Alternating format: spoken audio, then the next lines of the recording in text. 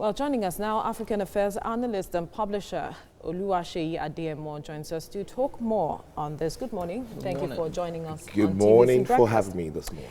All right, now this attack is just coming 3 weeks after the president visited South Africa to have agreements with the president, and also after that there was also the killing or the death of a Nigerian, Ikenna Ochugo, who was also attacked recently. But one wonders, despite the agreements reached, we are still seeing issues of this magnitude happening in South Africa. What really is the problem? Are we really tackling the root cause of these issues, or we are just treating symptoms? Okay, I like the fact that we're talking about the fact that we are not looking at the root causes of some of these problems. It's important that we all understand, first of all, that Africans all over the world, Ghana has given us a very good example. In 2000, they signed what they call the right of a bold right. In other words, if you are an African descent, you have the right to live freely in Ghana.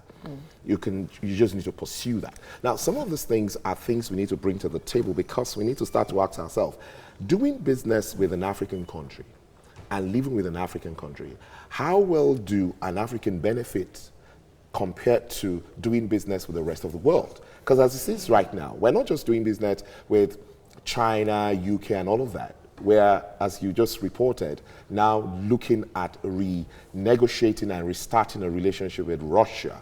The question we need to ask ourselves is, how, because the truth is you're not going to stand alone as a country. Absolutely. You will always have cause to deal with people. So how well, as government and those who manage some of this relationship, how well are they doing? Because right now, the bilateral or bicontinental relationship between Nigeria and South Africa have been moved to the heads of states office. In other words, presidents, both of them, are the ones sitting on top of this thing. So we expect, it probably might be too early and preemptive to say, oh, it's not working because they just signed in 3 weeks.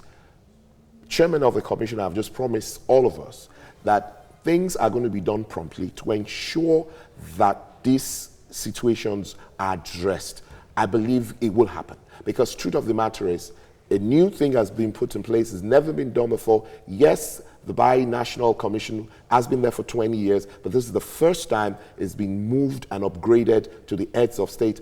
In my opinion, I believe that things will be properly addressed, because then we will start to look at it from the foundation. I see you're eager to ask me. Yes, so I'm just wondering, how do you expect it to be properly addressed when this xenophobic attack started? We saw that government officials were making some statements that were not in tandem with South African government officials. No. Yes, ministers and the likes. Now, so it might put a stall on the implementation of this mechanism and what the two governments have decided to do. I want us to always put all of these things in perspective. So that happened before you had the heads of state meet. They have met. Incidentally, I was fortunate to be on that delegation, and I was there when this was being, discussed. And you could see the seriousness. You can see the fact that the people are truly apologetic and they are ready to take proper steps. Let me also bring this to the table. I don't know any other country, and I'm saying whether African or not African, that is spending as much as South Africa is spending on attracting people to their country. And I don't think it is possible for them to be investing that much in saying people come to our country and they will not be willing or be ready to ensure that those people are catered and protected. Well, you would have isolated cases. You will have cases where, because of historical things, certain things will happen. What they're saying is we are willing and ready to manage it. As we speak this morning, senior travel agents from Nigeria just landed this morning, and tour operators in South Africa. And what are they there for?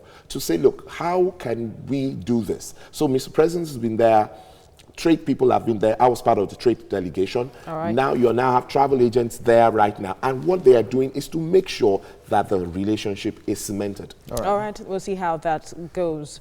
All right. Oluwaseyi Adeyemo, thank you for your time. Thank you so much for having me. TVC Breakfast. African Affairs analyst and publisher Oluwaseyi Adeyemo joins us now to talk on this now. Thank you very much for joining us. Thank you. Good morning. There was a recent attack on Nigerians in South Africa, apart from the xenophobic that we experienced there. Some happened this week. Can we say, now this is xenophobic attacks or just criminal? Obviously, I mean, from the reports we've had, it is obvious that it is criminal. In fact, the associations of Nigerians who were there clearly said that it was the taxi driver people who was taking advantage of what was happening. And you will always have that in any situation where people will want to take advantage. But what I will always say is, can we just, for instance, the chairman clearly said that, look, we're going to take advantage of the early warning signals and we're going to move into this. For me, it's a good development because that was not the case before. And I would encourage all of us to see how that will work. But some would say that, did we have to wait for another attack before we see the implementation of this early warning signal? It's about 3 weeks since the president left South Africa. So one of the things we need to also be careful about is the way we manage our media and today's media, which is social media. So something happened in a place, an isolated case, and we blow it as if the whole of the country is under fire. We need to be careful because we're talking about a relationship about our people.